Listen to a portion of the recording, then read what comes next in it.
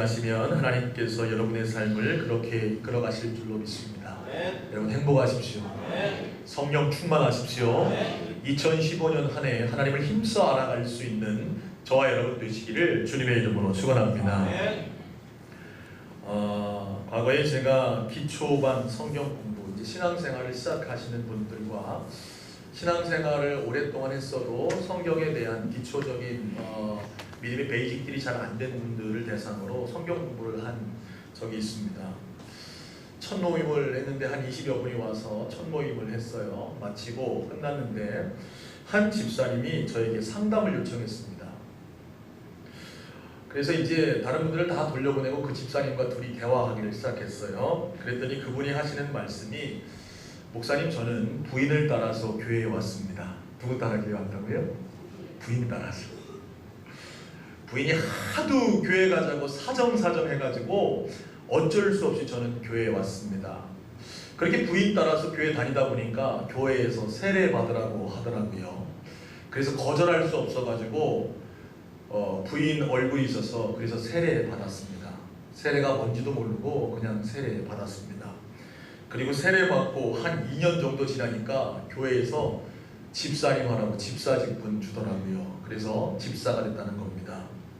그런데 이분이요, 솔직하게 저한테 이야기해 주시는 거예요. 뭐라고 이야기하시냐면, 저 그렇게 부인 따라서 교회 다녔는데 아직도 저는 하나님이 살아계신 것과 예수님이 지금 나를 위해서 십자가에 달려 돌아가셨다고 하는데 나는 그런 것들이 믿어지지 않습니다.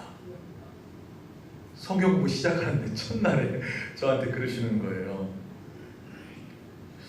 아내가 재차 자꾸 강조해가지고 그 성경 공부 기초반에 지금 들어왔는데 지금도 나는 하나님이 믿어지지 않습니다. 그래가지고요, 첫 시간을 강의를 마치고 그분과 함께 여러 시간을 제가 대화를 나눴어요. 한참 동안을 대화를 나눴습니다. 그분이 어떻게 해서든 하나님에 대해서 알게 하려고 제가 가지고 있는 지식을 총동원해서 막 그분에게 설명하기를 시작했습니다. 뭐 신학적인 용어도 쓰고요, 뭐 일반 계시가 어떻고 특별 계시가 어떻고 하나님은 어떤 분이시고 하나님은 어떤 일을 행하셨고, 제가 한참 동안을 얘기했는데 그분에게 그 말이 들어와요, 안 들어와요? 안 들어오는 거예요. 안 들어오는 거예요. 땀이 삐질삐질 났습니다. 야, 집사님이신데 내가 이분을 어떻게 해야 되나. 근데 하나님이 지혜를 주셨어요. 제가 이런저런 얘기 나누는데요, 도저히 자기는요 하나님 믿어지지 않는다는 거예요. 제가 그래서 이런 질문을 드렸어요. 그럼 집사님, 이제 동안 교회 나오시면서 집사님 하나님을 알려고 노력해 보신 적이 있으세요? 그런데 그 한 질문이 그 집사님의 마음에 꽂히기 시작했어요. 그 집사님께서, 아니요 목사님, 저는 한 번도 하나님에 대해서 알아보려고 한 적이 없습니다. 집사님, 거기에 문제가 있는 겁니다. 집사님이 왜 안 믿어지냐면 하나님에 대해 알아야 믿어지게 되는 것인데, 집사님은 하나님을 알려고도 노력하지 않는데 어떻게 하나님이 믿어지겠습니까? 집사님, 저하고 약속할 수 있습니까? 이 성경 공부 시작하면서 집사님 조금만 하나님을 알아가려고 노력하시고 시간을 내실 의향이 있으신가요? 제가 이렇게 말씀을 드렸어요. 그랬더니 그 집사님이 흔쾌히, 목사님, 제가 오늘 큰 깨달음을 얻었습니다. 저는 이제까지 하나님을 알려고 노력하지도 않고 시간을 들이지도 않았는데 제가 이제부터는 하나님을 알아가려고 노력하겠습니다. 이렇게 얘기를 했어요. 사랑하는 여러분, 여러분은 어떠신가요? 오늘 여러분들이 교회에 나와서 예배를 드리고 있습니다. 여러분은 누구 때문에 교회에 나오셨고, 여러분은 오늘 어떤 신앙의 상태를 가지고 믿음 생활을 하고 계십니까? 사실요, 그리스도인들 중에서 발견되는 보편적인 문제 가운데 하나가 무엇이냐면 신앙이 성장하지 않고 지체되어 있다는 것이 문제입니다. 교회는요, 1년, 2년, 3년, 아니 10년, 20년, 30년을 다녔는데도 그 신앙이 10년 전이나 지금이나 변함이 없다. 물론 변함없는 것이 좋은 것일 수도 있지만, 여러분, 신앙이 자라지 않고 그냥 머물러 있는 변화 없음은 우리에게 큰 문제라는 거죠. 더 큰 문제는요, 이 신앙 성장이 지체되는 것이 계속 된다면 그것보다 더 큰 문제는 없을 것입니다. 한번 우리는요 질문해 봐야 돼요. 나는 신앙이 성장하고 있는가? 한번 옆에 계신 분에게 한번 질문해 보실래요? 신앙이 성장하셨습니까? 네, 노코멘트 하시는데요. 여러분 스스로에게 한번 질문해 보세요. 누구에게 말할 것 없이 나는 처음 교회 나왔을 때보다 내 믿음이 자라났는가? 나는 오늘 내 신앙이 성장하고 있는가? 우리는 그 질문을 하며 믿음 생활을 해야 할 것입니다. 어떤 사람들은요, 신앙 성장이 없는 사람은 결코 구원받지 못한 사람이다. 왜 성장하지 않냐면 저 사람 구원받지 못하기 때문에 성장하지 못한 것이다, 이렇게 말하는 사람들이 있어요. 중생하지 못하는 사람이기에 신앙 성장이 없다고 말하는 것입니다. 이렇게 말함으로요, 신앙 성장의 지체 문제를 해결하려고 합니다. 사실 소수의 사람들에게는 이것이 정답일 수 있어요. 오늘 이 자리에도요, 왜 믿음이 자라지 않냐면 구원을 경험하지 못하는 거예요. 중생을 경험하지 못한 겁니다. 예수님을 만나지 못하고 예수님께 내 인생을 드린 경험이 없기 때문에 신앙이 자라지 않는다. 여러분, 아이가 자라려면 뭐가 필요한 거예요? 뭐가 선행돼야 되는 거예요? 아기가 태어나야 그때부터 뭐 하는 거예요? 자라나는 것처럼 여러분도 신앙이 성장하려면 예수님으로 인하여서 거듭나 구원받을 때에 여러분의 신앙이 자라나는 줄로 깨달을 수 있는 저와 여러분 되시기를 주님의 이름으로 축원합니다. 그런데 모든 경우를 다, 신앙이 자라지 않는 모든 경우를 다 구원받지 못했다고 말하면 그거는 문제가 있을 수 있어요. 구원 받았습니다. 과거에 예수님을 영접했습니다. 그리고 예수님의 그 감격과 은혜가 내 안에 지금도 있음에도 불구하고 자라지 못하는 경우가 있다 없다? 있다는 사실이에요. 왜 신앙이 자라지 않습니까? 그것은 구원받지 못한, 거듭나지 못한 사람이기 때문에 성장이 없는 것일 수도 있지만 더 중요하고 보편적인 원인은 무엇이냐면 하나님을 아는데 시간을 할애하지 않기 때문에 그렇다는 거예요. 한번 따라합시다. 하나님을 아는데 시간을 할애하지 않는다. 네. 가장 보편적인 원인, 물론 여러 가지가 있어요. 신앙이 성장하지 않는 이유가 여러 가지가 있는데요, 그 여러 가지 중에 보편적이고 아주 중요한 원인 가운데 하나는 많은 크리스찬들이, 기독교인들이 하나님을 알아가는데 뭐를 할애하지 않는다고요? 시간을 할애하지 않는 거예요. 여러분, 그나마 오늘 이 자리에 나와서 예배 드리는 분들은요, 일주일에 몇 시간? 1시간. 예배 시간 1시간을 안 나오려고 제가 노력해요. 설교 시간은 평균 25분에서 28분, 제가 그 정도 설교합니다. 여러분, 28분 그 정도 할애하고 계신 거예요. 최소한 여러분은 할애하고 있습니다. 그런데 여러분, 28분 가지고 여러분의 믿음이 자라기를 바란다면 여러분, 그것은 큰 오산이라는 거죠. 여러분, 왜 많은 사람들이 성장하지 못하느냐? 그것은 하나님을 알아가는 데 자신의 시간을 투자하지 않기 때문이라는 사실이죠. 여러분, 신앙생활을요, 사람들은요, 법적 관계로 생각하는 경우가 있어요. 그러나 신앙생활의 중요한 것은요, 관계성 안에서 이루어진다는 겁니다. 누구와의 관계성 안에서 이루어지냐면 신앙생활은 나와 하나님과의 관계성 안에서 이루어지는 거예요. 또한 신앙생활은 나와 예수님과의 관계성 안에 이루어지는 것이고 나와 성령님과의 관계성 안에서 신앙 성숙이 이루어진다는 겁니다. 그런데 오늘날 교회에서 선포되어지고 있는 복음은 어떤 이례적 단번의 행위로 구원이 축소되어 있어요.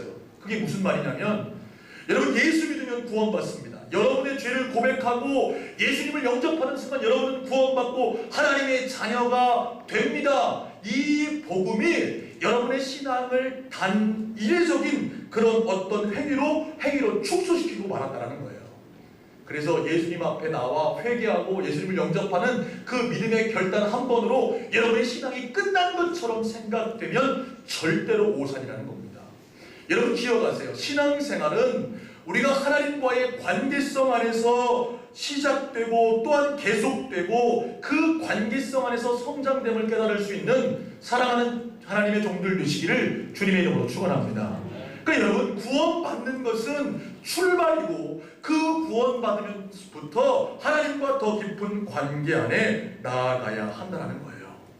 예수님 믿는 순간 우리는 구원받습니다. 그래서 하나님이 우리 아버지가 되고 우리는 그분의 자녀가 됩니다. 그러나 그것으로 끝난 게 아니라는 거예요. 예수 믿고 구원받으면, 예수 믿고 우리가 영생 얻으면 그때부터 하나님의 자녀가 돼서 하나님과 동행하는 삶을 살아가야 한다는 사실이죠. 구원받았다고 하나님을 더 잘 아나요? 아니요. 잘 모를 수도 있어요. 여러분이 영생 얻었다고 하나님에 대해서 잘 알 수 있습니까? 아니요. 모를 수도 있다는 사실이에요. 저희 아들이요, 태어나서 1년쯤 지나자 말을 하기 시작했어요. 첫 번째 한 말이 뭔지 아세요? 아빠! 이렇게 얘기했어요. 뭐라고 그랬다고요? 아빠! 저는 너무 행복했습니다. 왜냐하면 얘가 엄마 먼저 안 하고 아빠 먼저 해서 너무 행복했어요. 야, 얘가 이제 아빠를 알아보는구나. 드디어 아빠를 부르는구나. 너무 행복했습니다. 그런데 며칠이 지나서요, 저는 제가 그게 착각인 것을 깨달았습니다. 얼마 후에 저희 아버님이 저희 집에 오셨어요. 그래가지고 저희 집에 와서 우리 건우이를 보고 싶어가지고 오셔가지고 이 애를 딱 보고 있는데, 우리 건우이가 뭐라고 그러냐면 지 할아버지 보고 아빠! 그러는 거예요. 저는 그때 깨달았어요. 아, 얘가 지 아빠를 제대로 모르는구나. 근데 여러분 기억하셔야 돼요.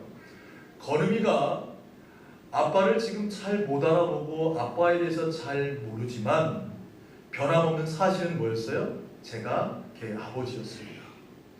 근데 지금은요, 우리 건우이가 11살이 됐어요. 지 할아버지 보고 아빠라고 부르는 일이 있을까요? 없을까요? 절대 없습니다. 저를 보고 아저씨라고 부르는 일이 있을까요? 없을까요? 없죠. 왜요? 걔는 저와 매일같이 함께 살아가기 때문에 그래요. 걔는 저에게 24시간, 아니 학교에 가니까 요즘은요, 학교에 가는 시간 빼고 나머지 거의 시간을 저와 함께 보냅니다. 저와 함께 이야기도 하고, 저와 함께 게임도 하고, 저와 함께 놀러도 가고, 저와 함께 목욕도 합니다. 여러분, 저와 함께 그렇게 시간을 보내며 저와 관계하면서 우리 건우이는 정확하게 알아가고 있는 거예요. 누구에 대해서? 자기 아버지에 대해서 알아가고 있다는 거죠. 사랑하는 여러분, 신앙생활은 관계입니다.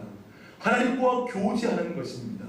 하나님과 여러분이 함께 시간을 안에서 하나님을 알아갈 때에 여러분의 믿음이 성장하고 하나님을 깊이 알 수 있다는 사실이에요. 사랑하는 여러분, 그리스도인의 강함과 약함은 하나님을 아는 지식을 얼마나 체득했는가에 달려 있습니다. 여러분, 믿음이 어디서 납니까? 믿음은 말씀을 들으면서 나요. 여러분의 믿음은 하나님을 아는 만큼 여러분의 믿음이 성숙할 수 있다는 거예요. 그리스도인이 강하고 그리스도인이 약한 것, 그것이 무엇으로 판명나냐면 여러분이 얼마나 하나님을 아는가 모르는가로 인하여 여러분의 믿음이 얼마나 강한가 약한가가 판명되어진다는 사실입니다. 오늘 본문의 말씀을 보면요, 호세아 선지자는 하나님을 떠나 타락한 이스라엘 향해서 이스라엘 향해 하나님을 강하게 선포하고 있습니다. 사실요, 호세아 선지자에게 하나님은 나타나셨죠. 그리고 그에게 부인을 얻으라고 말합니다. 누구를 얻으라고 하면 음녀인, 자신의 몸을 팔고 타락한 여인인 고멜이라는 여인을 자신의 부인으로 얻으라고 말해요. 예. 사실 여러분 생각해 보세요. 부인을 얻을 때 어떤 사람을 얻어야 되겠습니까? 뭔가 정결하고 깨끗하며 순결한 여인을 얻기 원하는 것이 바로 우리의 마음이죠. 그런데 하나님은 이 호세아에게 뭘 말하냐면, 너는 음탕한 저 여인 고멜을 너의 아내로 얻어라. 무언가 가르쳐주고 싶었어요. 그것은 무엇이냐면 이스라엘의 하나님, 이스라엘의 주인이 하나님이신데 하나님을 버리고 타락하여 음녀와 같이 살아가고 있는 이 이스라엘의 타락상을 가르쳐주기 위해 이 호세아에게 누구를 얻으라고요? 음녀인 고멜을 얻으라고 말씀하시죠. 고멜은요, 호세아는 고멜과 함께 생활하면서 얼마나 타락한 여인과 사는 것이 힘든 것임을 알았습니다. 또한 하나님의 마음을 알게 돼요. 하나님이 또한 그 모든 이스라엘 타락을 통해서 심판하시고 또 회복할 것이라는 것도 깨닫게 됩니다. 그래서 이 호세아는 이스라엘 백성들을 향하여, 타락한 이스라엘 백성, 음녀와 같은 이스라엘 백성들을 향하여 다시 하나님께로 돌아올 것을 선포합니다. 그것이 바로 호세아 6장 1절에서 3절까지 말씀입니다. 그래서 3절의 말씀에 뭐라고 말씀합니까? 하나님의 힘써 알아야 할 것을 이스라엘 백성에게 선포하고 있습니다. 우리 6장 3절 말씀을 같이 한번 읽겠습니다. 시작. 그러므로 우리가 여호와를 알자, 힘써 여호와를 알자. 그의 나타나심은 새벽빛같이 어김없나니 비와 같이 땅을 적시시 늦은 비와 같이 우리에게 임하시리라 하니라. 할렐루야. 소원하기는 오늘 예배하는 저와 여러분이 하나님을 알되 힘써 여호와를 알아갈 수 있는 믿음의 종들 되시기를 주님의 이름으로 축원합니다. 오늘 성경은 약속하고 있습니다. 우리가 시간을 들여 하나님을 알아가려고 할 때에 하나님은 우리에게 자신이 하나님이심을 나타내는 줄로 깨달을 수 있는 저와 여러분 되시기를 주님의 이름으로 축원합니다. 오늘 본문은 무엇을 말씀합니까? 새벽빛같이 어김없나니. 이게 무슨 말이에요? 여러분, 밤이 지나면 새벽에 동이 트듯이 우리가 하나님을 알려고 애쓸 때에 하나님은 우리에게 반드시 자신을 드러내신다. 뭐와 같이? 새벽빛과 같이. 땅을 적시는 비와 같이 하나님은 우리에게 임하실 것을 호세아 선지자는 우리에게 선포하고 있다는 거예요. 사랑하는 여러분, 여러분의 신앙을 돌아보십시오. 왜 여러분의 신앙이 성장하지 않습니까? 그것은 여러분 안에 하나님을 알고자 하는 그 열망이 있는가? 내가 하나님을 알기 위해 내 시간을 할애하고 있는가? 다시 한번 돌아볼 수 있는 믿음의 종들 되시기를 주님의 이름으로 축원합니다. 우리는 신앙생활 할 때요, 단번에 하나님을 만나서 야, 하나님을 눈으로 좀 보고 바로 신앙생활 했으면 좋겠다 이렇게 생각해요. 그 대표적인 인물이 누굽니까? 바로 바울입니다. 성경에 보면요, 바울이라는 사람이 있어요. 그 사람의 원래 이름, 히브리식 이름 뭐였죠? 사울이었습니다.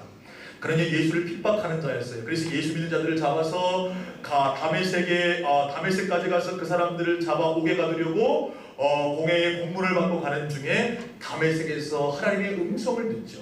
예수님의 음성을 듣습니다. 예수님이 뭐라고 말씀하시냐면 사울아 사울아 내가 어찌하여 나를 핍박하느냐. 하늘로부터 그 음성이 들려지는 거예요.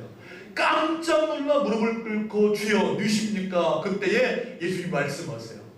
나는 내가 핍박하는 예수라. 그때 바울도 꼬꾸라지게 됩니다. 그의 눈은 멀게 되고요. 다시 이 바울이 눈이 떠지고 주의 복음을 위해 일평생 살아가는 자가 돼요. 한 번의 사건이 그를 바꿔놓습니다. 우리 역시도 그런 기대감들이 있을 때가 있어요.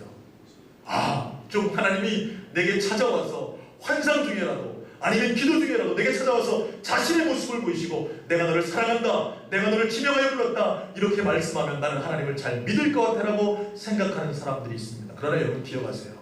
바울이요, 단번에 예수님을 알아 그의 평생의 삶이 그렇게 하나님을 증거한 삶이 된 것이 아니에요. 여러분, 바울은요 일평생 하나님을 알아가는 일에, 그리스도를 아는 일에 헌신한 자가 바울이었습니다. 우리 성경 말씀을 한번 찾아보겠습니다. 빌립보서 3장 8절의 말씀, 신약 성경 빌립보서 3장 8절입니다.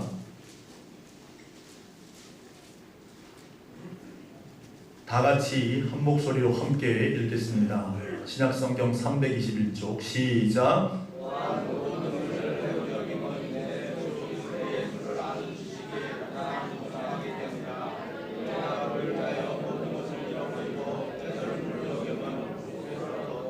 아멘. 오늘 말씀해 보니까 바울이 뭐라고 고백하고 있습니까? 모든 것을 해로 여김은 내 주 그리스도 예수를 아는 지식이 가장 고상하기 때문이라. 이 바울은요 자신의 삶에 주어진 모든 것들을 배설물로 여긴다. 왜? 내 주 예수를 아는 지식이 가장 고상하기 때문에 나는 모든 것들을 배설물로 여기고 모든 것을 잃어버렸다. 다시 말하면 이 바울은 일평생 누구를 알기 위해 애쓴 자였어요? 그리스도를 알기 위해 애쓴 자가 바로 바울이에요. 전생을 들여서 하나님을 알아가려고 했고 예수님을 알아가려 했던 자가 누구였냐면 바로 바울이었습니다. 그래서요 그는 깊이 있게 그리스도를 알았습니다. 그러므로 말미암아 놀라운 역사와 복음의 사역들을 감당할 수 있었다는 사실이죠. 베드로 사도 역시도요, 베드로전서 3장 18절 말씀에 이렇게 말씀하고 있습니다. 오직 우리 주 곧 구주 예수 그리스도의 은혜와 그를 아는 지식에서 자라가나 영광이 이제와 영원한 날까지 그에게 있을지어다. 할렐루야.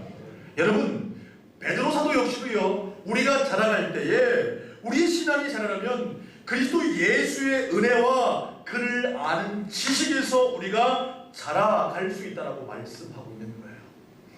여러분의 신앙 어떻게 자랄 수 있습니까? 개인의 체험 속에서 물론 우리가 신앙이 성장할 수 있습니다. 그러나 하나님을 아는 지식만큼 여러분의 믿음이 자라는 줄로 깨달을 수 있는 저와 여러분 되시기를 주님의 이름으로 축원합니다. 하나님과 함께 동행하며 그를 알아갈 때에 그런 시간과 관계성 안에서 하나님을 체험하는 경험들이 여러분에게 있게 되어진다는 거예요. 여러분, 일주일에 1시간을 드렸을 때와 일주일을 다 하나님께 드리는 자와 하나님을 체험하는 것은 완전히 다를 수밖에 없다는 사실입니다.